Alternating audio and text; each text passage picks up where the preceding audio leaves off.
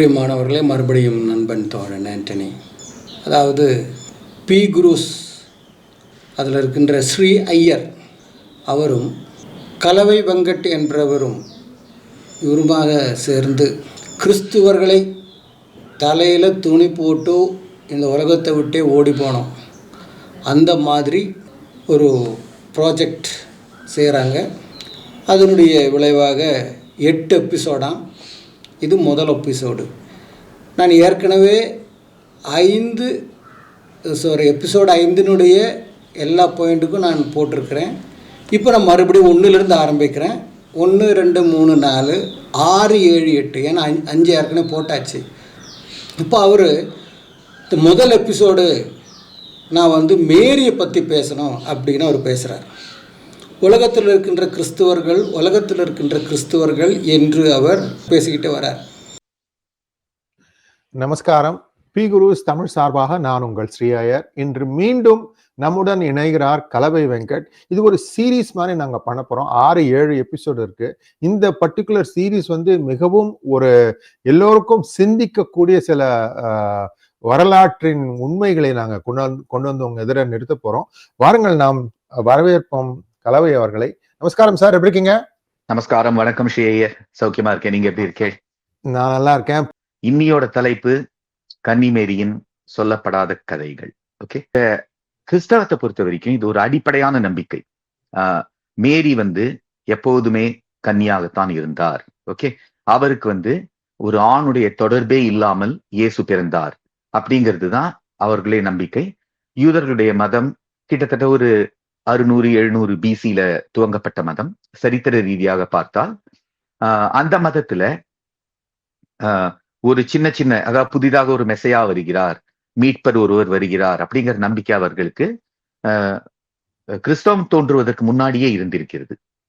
என்ன நடந்திருக்குன்னா, மேரிக்கு முதல் கணவர் ஜோசப் இறந்தவுடன் அவர் மறுமணம் செய்து கொள்கிறார். 2வது கணவன் குளோபஸ்.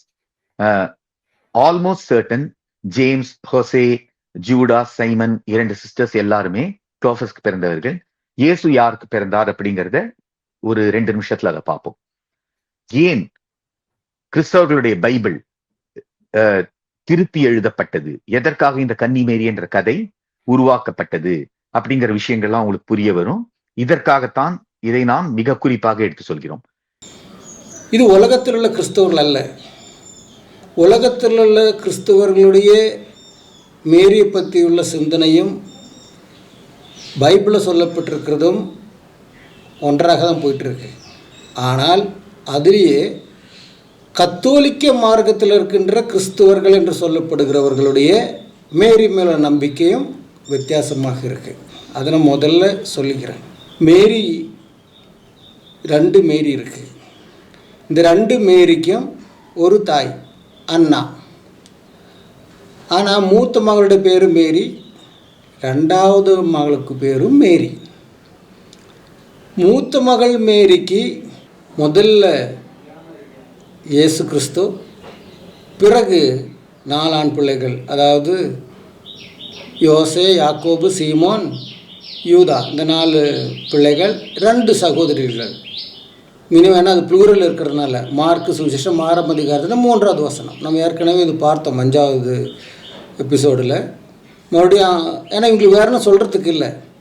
இப்போ அவர் என்ன சொல்கிறாருன்னா, அண்ணாக்கு இன்னொரு மகளும் இருக்கு, 2வது மகள், அதுக்கும் பேர் மேரி தான். ஆனால் மேரிக்கும் பார்த்திங்கன்னா இதே மாதிரி தான் 4 பிள்ளைகளும் 2 சகோதரிகளும் சேம் பேர், யாக்கோபு, யூதா, சீமோன், யோசே என்ற பேர். ஆனால் இயேசுனுடைய பேர் அங்கே இருக்காது. ஆனால் உண்மை விஷயம் என்னவென்றால், மேரியினுடைய கணவனாக இருக்கின்ற யோசேப்பு சிறு வயதிலேயே இறந்துட்டார். எங்கே போட்டிருக்கு பைபிளில் சிறு வயதிலே இறந்துட்டார்னு? அதுக்கு இவங்க சொல்லுகின்ற சில ரெஃபரன்ஸு புத்தகங்கள். யாருக்கு வேணும் புத்தகம் எவன் வேணாலும் சரித்திரம் பண்ணி எது வேணாலும் எழுதலாம். பைபிளின்படி பேசணும். இல்லை பைபிளின்படி ஒரு நிகழ்வு நடந்திருந்தால் அதுக்கு மட்டும் ரெஃபரன்ஸுக்காக அந்த காலகட்டத்தில் இருந்த, இல்லைன்னா அதுக்கு பின்னர் இருந்த ஒரு சரித்திர புத்தகம் எடுத்து அதனுடைய அந்த கன்ஃபியூஷன், அந்த குழப்படி ஏதாவது இருக்குமா அது திருத்துக்கு பயன்படுத்தலாம். டைரெக்டாக சொல்லப்பட்டிருக்கிறதுக்கு எதுக்கு இன்னொரு புத்தகம் படிக்கணும்? பைபிளில் சொல்லியிருக்கா மேரி 2வது திருமணம் பண்ணியிருக்குன்னு? அதுவும் அவருடைய ஹஸ்பண்ட் பேர் குளோஃபாஸ்ன்னு எங்கேயாவது சொல்லப்பட்டிருக்கா? இல்லையே. இப்போ எங்கேருந்து வந்தது இந்த உபதேசம்? இப்படி தான் இவங்க போய் பேசுவாங்க. புரியுதுங்களா? இது இவருடைய முதல் பாயிண்ட்டுன்னு சொல்கிறார். அப்புறம் நான் என்ன சொல்ல வரேன் என்றால், மேரி வேர்ஜின் மேரி, கன்னி மேரின்னு சொல்கிறாங்க. கன்னி மேரின்னு சொல்கிறது கிறிஸ்துவத்தில் கத்தோலிக்கர்கள் தான். மற்றவர்கள் யாரும் கன்னி மேரின்னு என்று சொல்ல மாட்டார்கள், புனித மேரின்னு தான் சொல்லுவாங்க. அங்கே தான் வித்தியாசம். அது முதல்ல இந்த கலவைக்கு புரிஞ்சுக்கணும். கூட்டு கலவையாக இருந்தால் புரிஞ்சுக்க முடியாது. இயேசு கிறிஸ்துவை பெற்றெடுக்கும் வரைக்கும் மேரி கன்னியாக தான் இருந்தாள். ஒரு ஆணுடன் உடலுறவு கொள்ளவில்லை.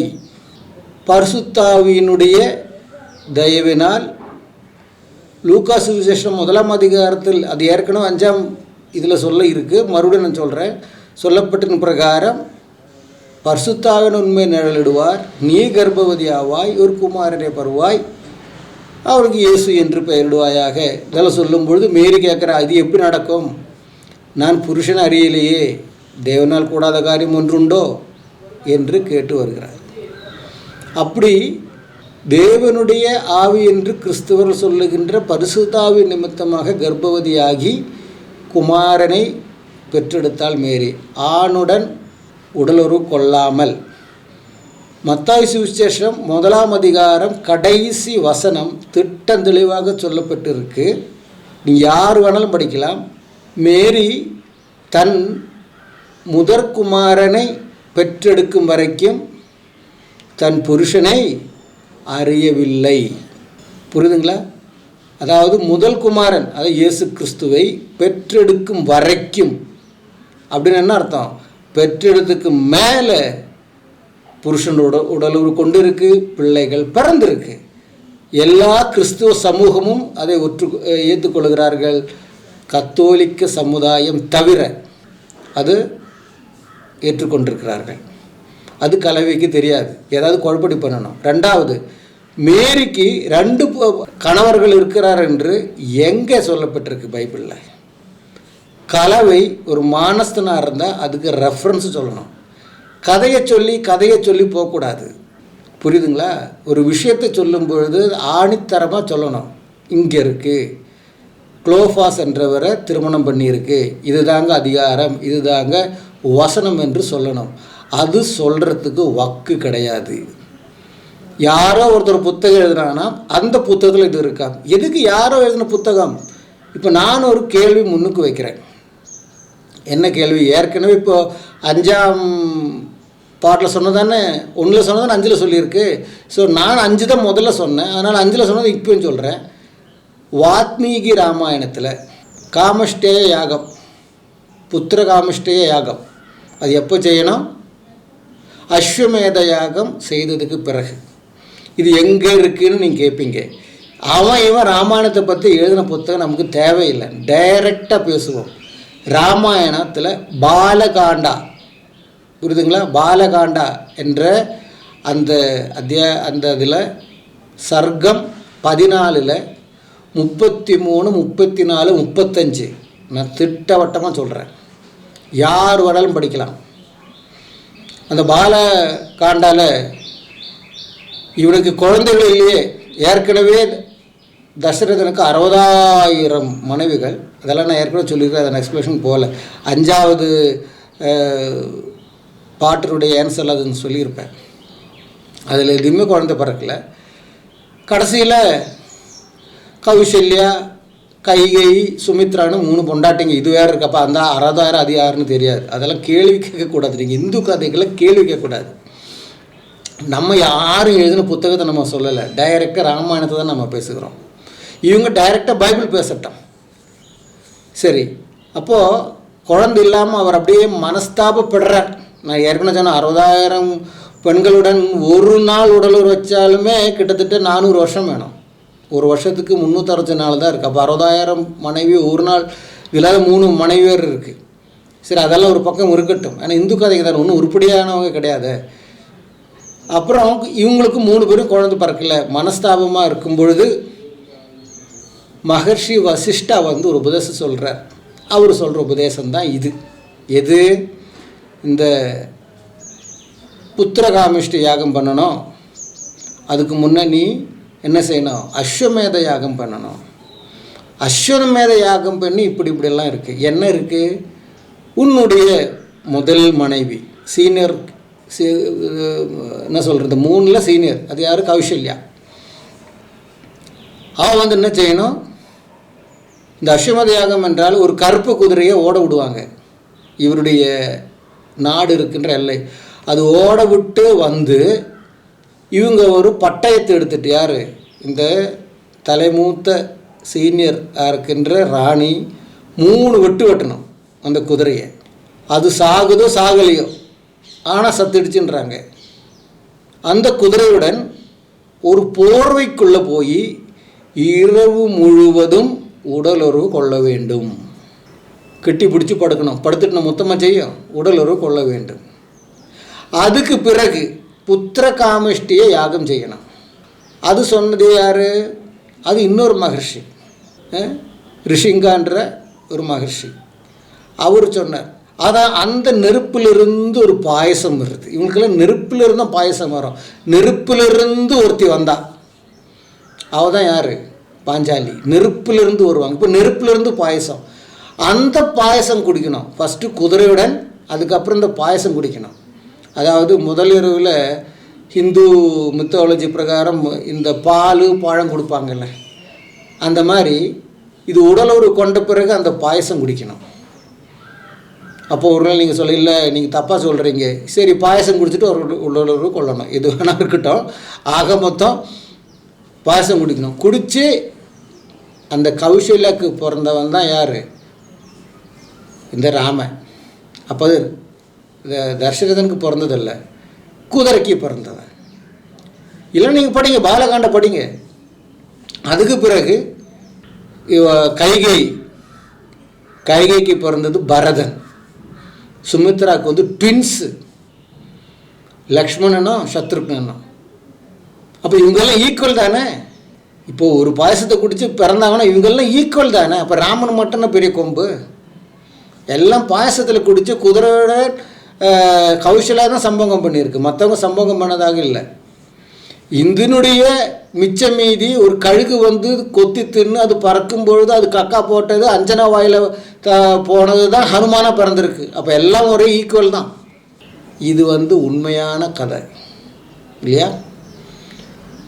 இது எல்லாரும் நம்பணும். இல்லைன்னா இதுக்கு விளக்கம் வை. இது எப்படி பிறக்கும்? குதிரைக்கு பிறந்தவன ராம, இல்லை பாயசம் குடிச்சு பிறந்தவன ராம? இந்த விளக்கம் கொடுக்கணும். எல்லா கிறிஸ்துவர்களும் இந்த 3 புத்தகம் படிக்கணுமா? எந்த புத்தகம் படித்தாலும் உண்மையான கிறிஸ்துவன் பைபிள் படித்தா போதும். நான் சொல்கிறேன், எந்த புத்தகம் இந்துஸ் படிக்க வேண்டாம். நீங்கள் ராமாயணம் படிங்க, பகவத்கீதை படிங்க, புரியுதுங்களா? அதுக்கப்புறம் புராணங்கள் இருக்குது, 18 புராணம். எல்லா இந்துக்களும் நல்ல வாலிப பெண்கள், உங்களுடைய மகளும் மனைவி அம்மா எல்லாரையும் உட்கார வச்சு இந்த புராண கதைகள் படிங்க சொல்லக்கூடாது. எல்லாம் லிங்க புராணம், புரிதல பிரம்ம புராணம், கருட புராணம், விநாயக புராணம், எல்லா சிவபுராணம் எல்லாம் படிங்க. சூப்பர் கதைங்க. நீங்கள் எந்த ப்ளூ ஃபிலிமும் பார்க்க வேண்டாம், சூப்பர் கதைங்க இருக்கும். லிங்க புராணம்லாம் படிச்சிங்கன்னா சும்மா லிங்கம் சும்மா தூக்கி விளையாடுது அதில், புரியுதுங்களா? எல்லா புராணம் படிங்க, ராமாயணம் படிங்க. அப்புறம் சோறு தின்ற புத்தியில் யோசிங்க. இதெல்லாம் உண்மையாக நடக்கிற விஷயமானு யோசிங்க. கிறிஸ்துவத்தை எந்த கொம்பனாலையும் ஒன்றும் பண்ண முடியாது.